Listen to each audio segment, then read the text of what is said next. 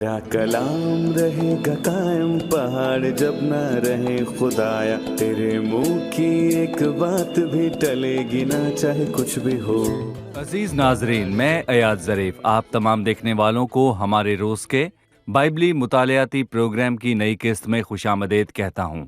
नाजरीन, इस प्रोग्राम में हम बाइबल मुक़द्दस की तमाम किताबों यानी पैदाइश से मुकाशफा तक तफसीली मुताला पेश कर रहे हैं। अगर आपका बाइबल मुक़द्दस से कोई भी सवाल हो तो आप हमें ज़रूर इरसाल कीजिए, हम इसका जवाब आपको ज़रूर देंगे। इसके अलावा अगर आप हमसे बात करना चाहते हैं तो वक्फे के दौरान दिए गए नंबर्स पर हमसे राब्ता कर सकते हैं। अभी हम पुराने अहदनामे में से अंबिया असगर की लिखी कुतब में से यूना नबी की किताब का मुताला कर रहे हैं और आज हम पहले बाब का मुताला शुरू करेंगे। जैसा कि आप जानते हैं, गुज़िश्ता 2 एक साथ में हमने इसका तारुफ पेश किया था। प्रोग्राम का आगाज करने से पहले मैं डॉक्टर हलीम का स्टूडियोज में खैर मकदम करना चाहूँगा। खुशामदीद भाई। बहुत शुक्रिया भाई। आप कैसे हैं? जी मैं ठीक हूँ। और स्टूडियो में आए दीगर मेहमानों को भी खुशामदीद। डॉक्टर हलीम, गुज़िश्ता किस्त में हमने यूना नबी और यहूदी कौम के दरमियान मुमासलत को देखा। उन्होंने मसीह को रद्द किया और इसके बदले में मुस्तकबिल में वो बड़ी मुसीबत उठाएंगे। बादशाही की खुशखबरी की मुनादी की जाएगी और जो भी तौबा करेगा वो 1000 साला बादशाही की बरकत में शामिल होगा। हमने ये भी सीखा कि यूना के इन 4 अबवाब में उसका किरदार यहूदी कौम की इक्कासी करता है। इसके अलावा यूना नबी और खुदावंद यीशु मसीह के दरमियान कुछ मुमासलत भी पाई जाती है। आप हमें इसके बारे में बताइए। दरअसल इस किताब का मरकजी मकसद ये है कि मसीह के इस किरदार को किताब के जरिए नुमाया करे।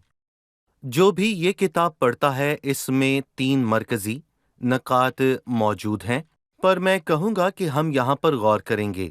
सबसे पहली बात, यूना एक बंदा है, हम इसकी मुमासलत और इसके फ़र्क पर गौर करेंगे।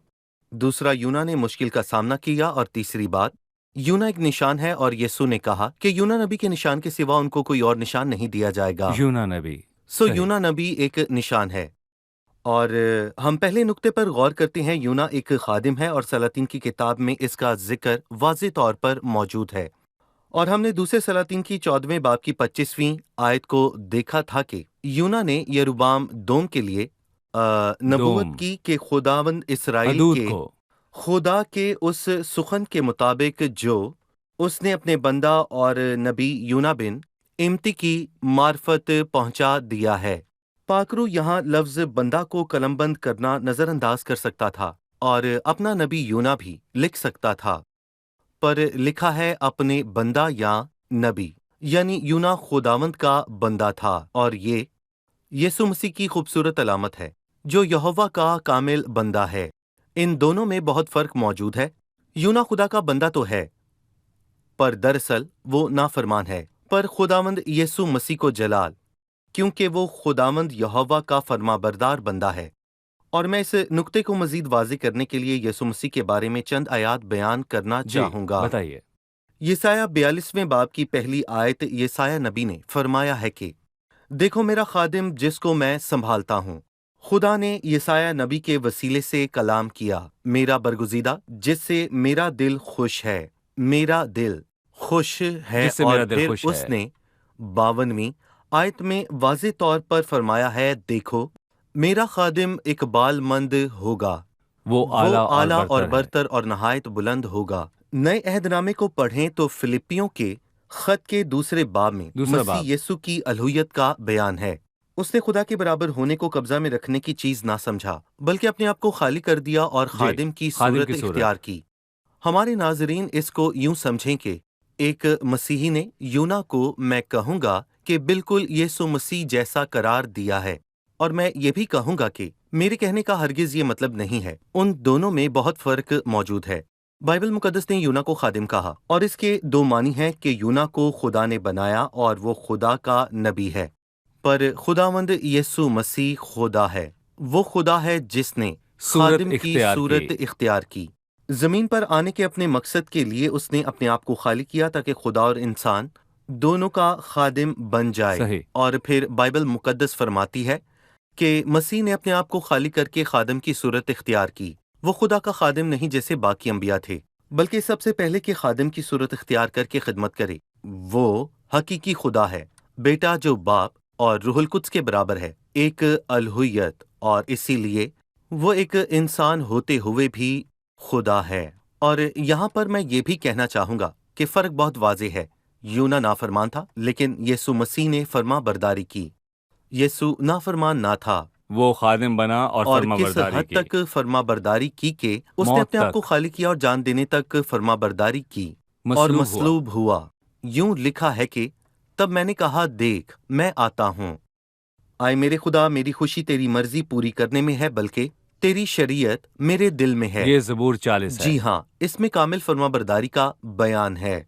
यूना एक नाफरमान खादिम था, जबकि खुदाम यीशु मसीह ने खादिम की सूरत इख्तियार की और कामिल और फरमाबरदार खादिम बना, और वो वाहिद हस्ती है जिसने खुदावंद अपने खुदा की मर्जी को पूरा किया। और सही। बाइबल मुकद्दस में अंबिया के तमाम गुनाह और उनकी कमजोरियां इसलिए कलमबंद की गई हैं, पर मैं कहूंगा कि ये हमारे मौजू से हटकर है। पर मैं बताना चाहता हूँ कि बाइबल मुकद्दस में तमाम अंबिया की कमजोरियों का वाज़ेह तौर पर जिक्र हुआ है। ये नाकाबिले कबूल है, लेकिन इससे तमाम अंबिया की खामियां भी ये जाहिर खुदा की होती हैं किताब है। कि बस खुदा के सिवा कोई भी कामिल नहीं हो सकता, और ये बस एक है जो कि जिंदा, कामिल और सच्चा है, और वो सिर्फ और सिर्फ यीशु अल मसीह है। वो कामिल है, उसमें कोई गुनाह नहीं और उसमें कोई खता मौजूद नहीं थी। सो यूना और यीशु मसीह दोनों ही खादिम या बंदे थे। ये एक मुमासलत है। दूसरा नुक्ता, फर्क यह है कि यूना ने नाफरमानी की और यीशु अल मसीह ने फर्मा बरदारी की। जी हाँ, पहली मुमासलत है कि दोनों खादिम हैं, पर यूना नाफरमान था, मसीह ने कामिल फरमाबरदारी जी की। हाँ, ठीक है। बिल्कुल। दूसरी और चीज, दूसरी चीज यूना की मुश्किल है। यूना ने उस नाफरमानी की वजह से दुख उठाया। सही। दो तरह के दुख हैं, एक जो फर्माबरदारी की वजह से हुआ, सही। मतलब हम इस दुनिया में दुख उठाते हैं, जो मसीह में जिंदगी गुजारना चाहे लोगों से सताते हैं, और जो सदाकत से रहें वो दुख उठाते हैं। सही। और इस दुनिया में नाफरमानी और जुल्मत अरूज पर है।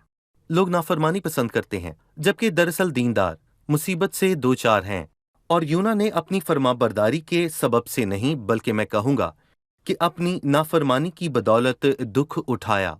और खुदाम यीशु मसीह मर्दे गमनाक, उसने दुख उठाया ताकि हम सब की निजात का वसीला बने। और यहाँ पर मैं ये भी सही। कहूँगा कि इन जी। दोनों ने मुख्तलिफ तरह से दुख उठाया। और दूसरा नुक्ता ये है, यूना ने नाफरमानी की वजह से मछली के पेट में 3 दिन गुजारे, और उस दुख की वजह से वहां उसने फरियाद की, अपनी मुसीबत में मैंने खुदा को पुकारा।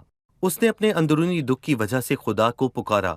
मछली के पेट में उसके गिर्द बहुत अंधेरा था, और हम नहीं जानते कि उस मछली के पेट में और क्या क्या था। पौधे और उसके हो सकता है कि गिर्द यूना हों। का सर उन चीजों में फंस गया हो, शायद वो उसके सर पर लिपटे हों, इसलिए वो मुश्किल में था। पर खुदावंद को जलाल मिले, उसका दुख ऐसा नहीं था। सही। वो उस दुख से वाकिफ था, वो उसे जानता था कि किस दुख का सामना करना है, जो दुख उसको लोगों ने दिया, और वो दुख जो उसने अपने जिंदा खुदा के हाथ से बर्दाश्त किया। जी। उसने बेइंतहा दर्द बर्दाश्त किया। यूना ने अपनी नाफरमानी और मसीह ने फरमाबरदारी की वजह से दुख उठाया। जी, फरमाबरदारी उसे सलीब तक ले गई। मसलूब हुआ। हम इनके दरमियान मुमासलत की बात जारी रखेंगे, लेकिन भाई अयाज, हमने पहले हिस्से में यूना नबी और खुदावंद यीशु के दरमियान मुमासलत को देखा। हमने सीखा कि वो दोनों खादिम हैं और इन दोनों ने दुख उठाया। इसके अलावा यूना एक निशान है, हम इसको समझना चाहते हैं, निशान के मानी क्या हैं। ठीक है, हमने सीखा कि यूना एक नाफरमान पर मसीह एक फरमाबरदार खादिम है। यूना ने नाफरमानी की और मसीह ने फरमाबरदारी की बदौलत दुख उठाया। अब यूना एक निशान है। खुदावंद यीशु ने फरमाया कि यूना एक निशान है, और उसने मत्ती के 12वें बाब की 40वीं आयत में उसके मुतल्लिक कहा, क्योंकि जैसे यूना 3 दिन और 3 रातें मछली के पेट में रहा, वैसे ही इब्ने आदम 3 रात दिन जमीन के अंदर रहेगा। क्योंकि मसीह तीसरे दिन मुर्दों में से जी उठा, मतलब कि मसीह 3 दिन और 3 रातें जमीन में रहेगा। और मसीह ने खुद ये अल्फाज कहे, और इसी तरह लूका उसके 11वें बाब में कुछ यूं लिखा है, क्योंकि जिस तरह यूना नैनवा के लोगों के लिए निशान ठहरा, उसी तरह इब्ने आदम भी जमाने के लोगों के लिए ठहरेगा। नैनवा के लोग इस जमाने के लोगों के साथ अदालत में खड़े होकर इन्हें मुजरिम ठहराएंगे, क्योंकि इन्होंने यूना की मुनादी पर तौबा कर ली। और देखो, यहाँ वो है जो यूना से भी बड़ा है। और देखें, हम इन आयात से ये समझ सकते हैं कि यूना नबी 3 दिन और 3 रातें मछली के पेट में रहा, और फिर खुदावंद का उस मछली को ये हुक्म देना कि यूना नबी को जिंदा उगल दे, तो मैं कहूँगा कि ये खिदमत के लिए नैनवा के लोगों के लिए एक बहुत बड़ा निशान था। सही। यूना नबी एक निशान था, और इसमें अहम यह है कि उसने बताया कि 40 रोज के बाद ये शहर तबाह हो जाएगा। जी हाँ, उसने ये पैगाम पहुंचा दिया। बेशक वो ये करना नहीं चाहता था, क्योंकि उसने दिल से उसकी मुनादी ना की। जी और यूना खुद ही नैनवा के लोगों के लिए एक निशान ठहरा। जी ये मौजज़ा है, सही। क्योंकि अगर कोई मछली के पेट में जाए तो वो मर जाता है। और कहते हैं कि बड़ी मछली का पेट बहुत ही मजबूत होता है, और मैं कहूँगा कि ये मछली यूना को ख़त्म भी कर सकती थी। लेकिन मैं यहाँ पर ये कहना चाहूँगा कि ये उस मछली के लिए मुश्किल जी का बाइस बना, सही। और इसीलिए मछली ने उसको निगल दिया और नैनवा के लोगों ने उसकी कहानी सुनी। ये बहुत शानदार कहानी है, यूना की मुनादी की नहीं, बल्कि उसको दिए गए निशान की, क्योंकि उसी की बदौलत लोग तौबा करने पर माइल हुए, जैसे वो मर कर जी उठा हो। ऐसा नहीं हुआ, पर ये एक निशान था। लोगों ने तौबा की, और सबसे बड़ा निशान मैं कहूँगा कि खुदावंद यीशु मसीह है। वो उन 2 डाकुओं की मानंद गुनाह की बदौलत मसलूब नहीं हुआ था, और वो दोनों सच में कातिल और डाकू थे। लेकिन मसीह यीशु अपनी रास्तबाजी की वजह से और मौत मसलूब कबूल हुआ की। हमारी खातिर। सही। मसीह मर गया, ये खुशखबरी और जी है, उठा। और ये खुशखबरी यूं है कि उसने हमारी खातिर जान दी और हमें बचा लिया। वो मरा, दफन हुआ और तीसरे दिन जी उठा। और मैं कहूँगा कि ये बहुत हैरानकुन है, और ये दूसरे मज़ाहिब के लिए भी बहुत हैरानकुन बात थी। और मैं यहाँ पर ये भी कहूँगा कि इसीलिए उन्होंने सिपाहियों को रिश्वत दी कि ये बात फैला दें कि उसके शागिर्दों ने उसकी लाश को चुरा लिया है। लेकिन ये एक अजीम मौजज़ा है।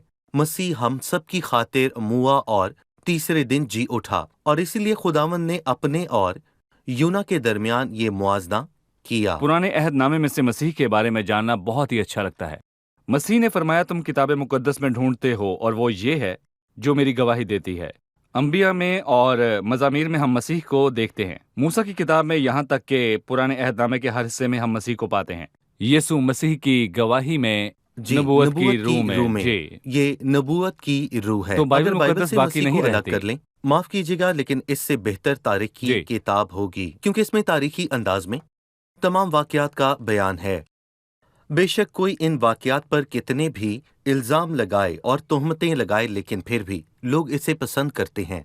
अगर मैं तारीख पढ़ना चाहूँ तो मैं इन तारीखी कुतब को पढ़ता हूँ। सही। लेकिन ये खुदा की किताब है, इसमें खुदा की मर्जी, उसकी मोहब्बत और रहम का बयान है सही। कि कैसे खुदा इंसान के पास आया, उसे इंसान की तलाश है। और अगर हम इससे मसीह को निकाल दें तो मैं कहूँगा कि इस किताब के कोई मानी नहीं बचते, जी। जैसे एक लाश हो, सही। और मसीह ही इसकी वाज़े बुनियाद है। और मैं हमेशा कहता हूँ, अगर हम बाइबल मुकद्दस को पढ़ते हुए हर एक आयत में यीशु मसीह को नहीं देखते तो हम इसे पढ़ने के लिए तैयार नहीं। जी ठीक है डॉक्टर हलीम, अब मैं पहले बाब की पहली 3 आयात की तलावत करूंगा। लिखा है, खुदावंद का कलाम यूना बिन इमती पर नाजिल हुआ कि उठ, उस बड़े शहर नैनवा को जा और उसके खिलाफ मुनादी कर, क्योंकि उसकी शरारत मेरे हजूर पहुंची है। लेकिन यूना खुदावंद के हजूर से तरसीस को पहुंचा और याफा में पहुंचा, और वहां उसे तरसीस को जाने वाला जहाज मिला, और वो किराया देकर उसमें सवार हुआ, ताकि खुदावंद के हजूर से तरसीस को अहले जहाज के साथ जाए। खुदावंद का कलाम यूना पर नाजिल हुआ। डॉक्टर हलीम, मैं यहाँ इस असूल की बात करूंगा कि खुदावंद ने अपने खादिम को एक काम पर भेजा। पूछना चाहूंगा कि कौन अपने खादिम को काम के लिए इस तरह भेजता है? क्या कोई गिरोह या फिर कोई तंजीम? किसके पास अपने बंदे को भेजने का हक है? दर हकीकत ये एक अहम सवाल है, और इस बाब का मुताला करने के लिए बहुत अहम है, और ये बेहतरीन शुरुआत है, क्योंकि ये बहुत अहम सवाल है। देखें, खुदा ने बहुत से लोगों के लिए कहा कि मैंने उन्हें नहीं भेजा, पर वो गए। वो खुद ही गए, और ऐसे हालात में खुदावंद और तमाम ईमानदारों का दिल टूट गया। पहली आयत में लिखा है कि खुदावंद का कलाम यूना बिन इम्ती पर नाजिल हुआ और खुदावंद ने खुद उसको भेजा। और खुदावंद का कलाम यूना बिन इम्ती पर नाजिल हुआ और यूना से कहा कि मैं तुझे यहाँ भेजूंगा। और यसाया के 6 बाब में भी ये वाज़ेह है। यसाया ने हैकल को खुदा के जलाल से भरते हुए देखा तो ये कहा कि मुझ पर अफसोस, मैं तो बर्बाद हुआ, क्योंकि मेरे होंठ नापाक हैं और निजसलब लोगों में बसता हूँ। जब उसने ये कहा तो फरिश्ता ने मज़बा पर से कोयला उठाकर उसके मुंह को छुआ और कहा, बस तेरी बदकारी दूर हुई और तेरे गुनाहों का कफारा हो गया। खुदावंद ने फरमाया, मैं किसको भेजूं? जी तब यसाया ने कहा, मैं यहाँ हूँ। तो भाई अयाद, जब खुदावंद किसी को भेजना चाहे तो वो अपने पुराने बंदों को याद करता है। जी खुदा उनको नहीं भेजता जिससे उसे वास्ता नहीं है, ना जी। कोई ऐसा जिससे उसका ताल्लुक ना हो, जो अपने गुनाहों में रहते हों, क्योंकि वो लोग शैतान की तरफ से हैं कि लोगों को नापाकी और गुनाह की तरफ माइल करें। सही। पर खुदावंद जिसको भेजता है वो उसको मिलता और तब्दील करता है, उसके गुनाहों को दूर करता है और फिर उसके दिल में खुशियां पैदा करता है कि खुदा उसको इस्तेमाल करे। और फिर खुदावंद उसको तैयार करने के बाद भेजता है। खुदा उस बर्तन को तैयार करता है, पर मैं यहाँ कहूँगा कि कभी कभार वो उस बर्तन को भेजता है। खुदावंद ने खिदमत के आगाज में अपने शागिर्दों को नहीं भेजा। उनके साथ रहा। अगर वो उनको पहले भेजता तो वो शिकस्ता दिल हो जाते, जी लेकिन उसने उनको शागिर्द बनाया और तैयार किया और फिर भेजा। और मत्ती की अंजील में उनको 2-2 करके भेजा। और जब खुदावंद यीशु अल मसीह मुर्दों में से जी उठा तो उसने अपने शागिर्दों और रसूलों को भेजा और कहा कि बस तुम जाकर सब कौमों सही। को शागिर्द बनाओ। और मत्ती की अंजील के 16वें बाब में बाइबल मुकद्दस फरमाती है, तुम तमाम दुनिया में जाकर सारी खल्क के सामने अंजील की मुनादी करो। मुनादी और करो। उसने पौलुस रसूल से फरमाया, तमाम खल्क मैं में। तुझे गैर कौमों के पास दूर दूर भेजूंगा। वो तैयार करके भेजता है। उसे तैयार किया। तैयार। उसे तैयार किया फिर भेजा। जी हाँ, ठीक है। खुदा अपने बंदे को बगैर तैयार किए हुए नहीं जी। भेजता। जो तैयार ना हो वो उसको हरगिज नहीं भेजता।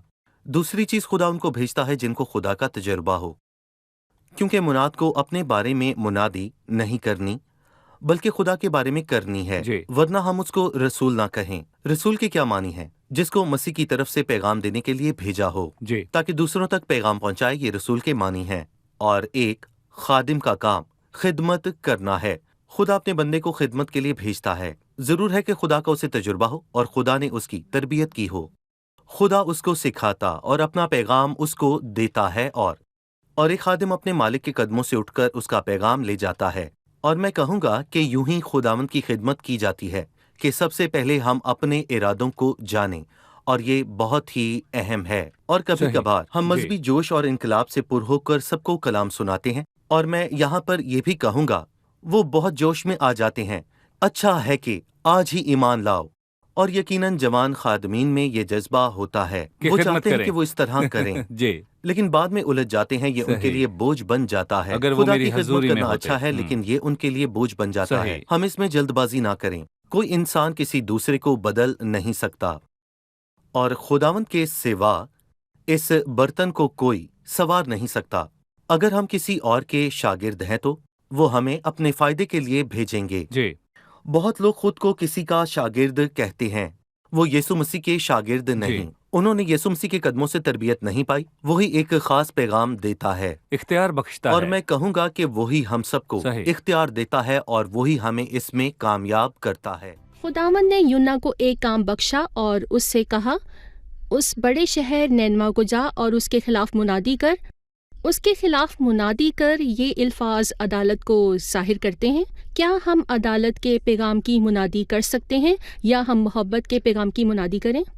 ठीक है, हम सुनते हैं कि बहुत लोग मोहब्बत और मेहरबानी के कलाम की मुनादी करने पर जोर देते हैं ताकि हलाकत और बर्बादी का कलाम ना सुनाएं। उनके मुताबिक लोगों को अब्दी हलाकत और जहन्नुम के बारे में बताएं तो उनके दिल مسیح کی طرف مائل نہیں ہوتے. آپ کی کیا رائے ہے؟ کیا میں اپنی بہن کے سوال کا جواب دینے سے پہلے یہاں ایک سوال کر سکتا ہوں؟ صحیح.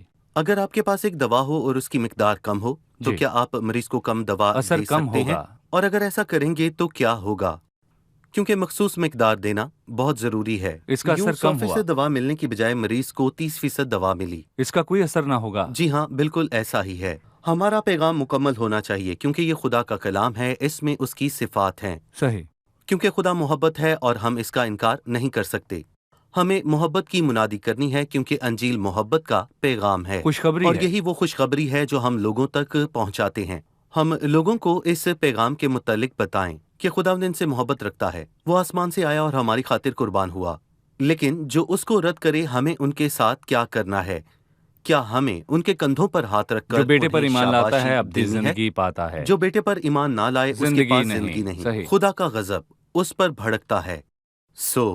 کیونکہ خدا نے بیٹے کو دنیا میں اس لیے نہیں بھیجا کہ دنیا پر سزا کا حکم دے. جو اس پر ایمان لائے وہ بچ جاتا ہے، جو ایمان نہ لائے ہلاک ہوگا. ہلاک ہوگا. یہ دو دھاری تلوار ہے. صحیح. ہم خدا کی محبت کا بیان کریں، یہی ہماری بنیاد ہے. لیکن ہم ان کو ایک تنبیہ کریں جو توبہ کر کے خدا کے پاس نہیں لوٹتے. جی. تو کیا اس کا فائدہ ہے؟ خدا معاف کرے، اگر ہیضے کی وبا پھیل جائے تو کیا ہمارے پاس اس کی ویکسین ہے؟ اور اگر کوئی یہ ویکسین نہ لگوائے تو یہ لاپرواہی ہے. اور ہم آج لوگوں کو یہ بتانا چاہتے ہیں کہ صحیح. اگر وہ ویکسین نہ لگوائیں تو ان کو کیا کیا نقصان ہوتا ہے. یہ ضروری ہے. بالکل لازمی ہے. اور اسی طرح جب میں لوگوں میں خدا کی محبت کی منادی کرتا ہوں تو مجھے ضروری ہے کہ میں تمام لوگوں کو جو سن رہے ہیں بتاؤں کہ صلیب میں کیا ظاہر ہوتا ہے، کہ خدا نے ہمارے گناہوں کی خاطر کفارہ ادا کیا، اور ضروری ہے کہ ہم سب اس سے واقف ہوں. پس ایمان سننے سے پیدا ہوتا ہے، اور سننا مسیح کے کلام سے، اور جو ایمان نہیں لاتا وہ ہلاک ہوگا. اور یہ تنبیہ لازمی ہے، ہمیں ان کو تنبیہ کرنی ہے. اور یہ الفاظ دوبارہ لکھے، ان کے خلاف منادی کر. اور پھر لکھا ہے منادی کر جی. یعنی عدالت ہوگی، منادی کر یعنی رحم ہوگا. صحیح. اور یہاں منادی کے دونوں رخ موجود ہیں. ان کے جو خلاف اس کا منادی پیغام کرے. قبول نہیں کرتے ان کے خلاف منادی کر. صحیح. بعض کے واسطے تو مرنے کے لیے موت کی بو، اور بعض کے واسطے جینے کے لیے زندگی کی بو. ہم مسیح کے نجات دہندہ ہونے کی اور عدالت دونوں کی منادی کریں. جی. جو مسیح کو قبول کرے زندگی پاتا ہے، جو اس کا انکار کرے اس پر خدا کا غضب ہوگا. خدا کا غضب. لکھا ہے کہ اٹھ اس بڑے شہر نینوا کو جا اور اس کے خلاف منادی کر، کیونکہ اس کی شرارت میرے حضور پہنچی ہے. اس کے بارے میں ہم اپنی بات جاری رکھیں گے اور اگلی قسط میں اپنا مطالعہ جاری رکھیں گے، کیونکہ ان کی شرارت میرے حضور پہنچی ہے. میں جاننا چاہوں گا کہ ان کی شرارت کہاں پہنچی. انہوں نے قتل کیا، انہوں نے زنا کیا، یہ سب انہوں نے خدا کے خلاف کیا، اس لیے خدا کے حضور ان کی شرارت پہنچی. انہوں نے خدا کے خلاف یہ شرارت کی.